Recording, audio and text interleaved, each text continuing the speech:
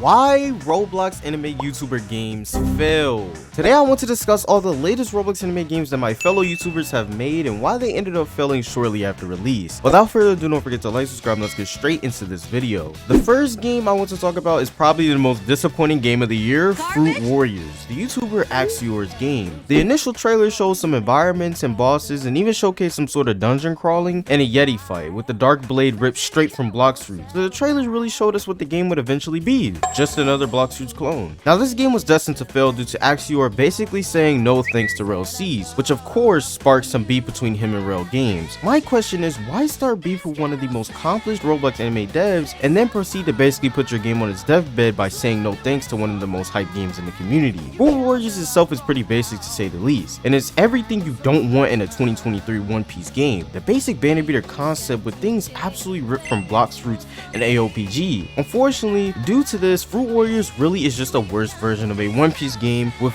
way less content as a result. With Axior being so out of touch with what the actual anime community wants out of a One Piece game, this led him to making severe oversights and essentially hiring people to make AOPG 2.0 edition. The game ended up getting to update 2, but even before update 2, most people were done with the game and saw basically everything they needed out of it. It's sad to see such a big Roblox YouTuber essentially take advantage of his audience liking Bloxfruits in order to take money from them, but it's essentially what he did since he hasn't posted in over 5 months, so we can assume that Fruit Warriors really made his pockets bigger by using his subscriber base to fund his break from YouTube. And really, I've lost a bit of respect for the guy for whatever that's worth. If you didn't know, Axior is actually under contract by Bloxfruits, so if his game even tried to compete, they most likely wouldn't even allow him to get close to their numbers. They even gave him a Rolex and said congrats on our copy of our game. Genuinely hilarious. I'm surprised the boss didn't try to sue him for literally stealing from his game as well. YouTubers reacted to Fruit Warriors with a shocking display of disregard for the game, with many YouTubers stating just how disappointed they were with Axior, since it makes us YouTubers look like actual idiots in the eyes of these developers. But as we all know now, Fruit Warriors was thrown in the garbage by Axior as soon as the game started to die off, since even the NPC kids playing the game got fed up with all the mindless simulator grind. Rail made one response, stooping to Axior's level, but then decided, hey, it isn't even worth giving this game life anymore, and ended it there, and they haven't spoke of Axior since. They went on to making one of the most hyped and best looking One Piece games we've ever seen on the Roblox platform, while Fruit Warriors sits at under 100 players, a proper ending for a horrendous game. Now on to Anime Tales, which was the YouTuber Kelvin GTS's game. Now, Anime Tales didn't have any controversy at the start like Axior, so Kelvin dropped his game off the hype of one trailer. This trailer made the game look like more than what it was actually meant to be. We saw combat which looked like anime dimensions and a UI ripped straight out of Genshin Impact. We even saw some CB's rating as well as some shops and bosses, and it really looked like a decent anime adventure game akin to something like Anime Legends, but like worse. But I knew something was off. The main game that Kelvin GTS blew up off of was Anime Fighting Simulator, so I predicted that his game would be some of the same. When the game first initially had been released, it was very buggy, and Kelvin essentially admitted to having a huge ego and not listening to his devs. I don't understand how you could have a huge ego when you literally do no development for the game. You are basically just a boss that has almost zero dev experience. But I'm just glad that he took accountability for this. The game ended up dropping again and was a mix of too many things just mashed together, and it made for a game that was just a jack of all trades but master of none. With the combat of Anime Warriors or Anime Dimensions in the UI of Genshin Impact and the progression of Anime Fighting Simulator, it really made for a pretty mediocre game outright. Unfortunately, this led to many people just outright not playing the game from the start. It was just too messy to really justify playing. Even kids didn't understand what was going on and what the game was really meant to be. YouTubers of course tried this game as well and were just as equally disappointed as everyone else. To be completely honest, I believe Anime Tales had a ton of potential to be an amazing game if it was built to be an anime adventure RPG like Anime Legends, but the simulator part just threw it off completely because a simulator can have fishing and adventure based stuff that is practically useless if you're just going to be auto clicking all day. And just taking things and mashing them together with no thought of how it may work was Kelvin GTS's biggest mistake. I believe his game to be the best out of all the YouTuber games that have come out this year, but still was a game that never really was going to succeed past the first 2 weeks. I hope Kelvin takes what he has learned from Anime Tales and either revamps it or closes it and makes a new and better game, because I think he actually has some form of love for developing, unlike Axior. But again, the game had great concepts for sure, and great ideas, but please, if you aren't actually doing any development work, please listen to your devs when they say something isn't going to work. Just because you pay them doesn't mean their opinion doesn't matter when that game goes into full release mode. Now on to the most recent failure, Shinobi Battlegrounds, which is the YouTuber Red Weeb's game. Now Shinobi Battlegrounds did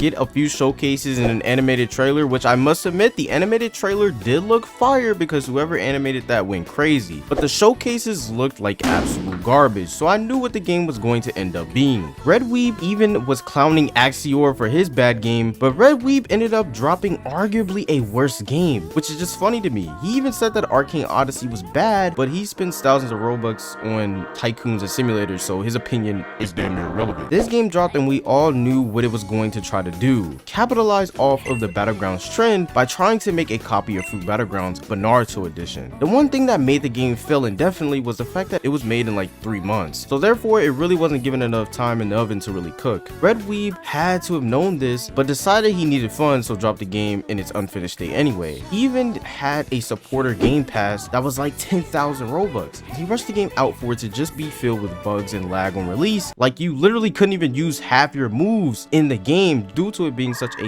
laggy mess. The combat was pretty bad due to it being buggy and stiff, literally worse than Arcane Odyssey, which he said had terrible combat. At least Fruit Battlegrounds had a decent combat system that was fun for a while, and the combat system fit the fruits in the game. It just feels like they slapped on a few animations and paid a VFX artist for some of the worst looking skills of all time. The map looked like it was made in 2009. Red Weeb used to play Shindo Life, so it wasn't surprising that he tried to make log punching an integral part of his game. But this is a Battlegrounds game, not a Naruto adventure RPG, so it just doesn't fit. Not to mention that the grind is insane in the game just to max out a mythical. The game dropped with like close to 5k players and lost all of these players within a few hours due to the game being literally unplayable. The man even dropped a tier list of his own game and a beginner's guide as well. Doing this really is just bad marketing because it discourages YouTubers from making this form of content on their channel if they know that people are just going to go to your channel for that content, essentially shrinking your audience for the game. I heard recently that he dropped his game to prove to his devs that he could drop any game and succeed, but this just wasn't the case. Of course, not even a day of the game being out, he decided to close the game due to it literally being one of the worst games of this year. I can give him a bit of slack since this is one of his first games, but he literally decided to release the game untested and half finished, so it's on him. I'm just glad he closed the game and didn't keep taking money from people, since he himself knew that the game wasn't the best that it could be. He thought just because his audience was little kids, he could get away with it, but with the Roblox community becoming smarter, games like this can't last, and I'm glad. Hopefully Red Weeb learns from all of his mistakes and decides to make the revamp so much better. I don't really agree with him trying to copy Fruit Battlegrounds 1-to-1, but more fun games means a less dry platform, so I guess I'll let it slide. Hopefully Anime United, his other game, is a more unique experience, but only time will tell since Red Weeb should have more dev experience by the time that game releases. Now with all that being said, Roblox YouTuber games are a new thing YouTubers in the community are trying to do, and some are truly passionate about their work. More YouTubers have come out already describing their games, like OG Vex with his game Anime Open, and Captain Maui with his game Eternal Peace, which looks like a piece of garbage. But hopefully he continues working on it and doesn't just make another banner beater that will die in a week. But I digress. I really hope that my fellow YouTubers grow into devs who really care about what they bring to their audience and not just try to take money from them like what Axior did. But as I say in every video, if you guys enjoyed this video and you'd like to see more content like this one, please make sure you leave a like and subscribe to the channel, and I'll see you guys in the next video. Peace.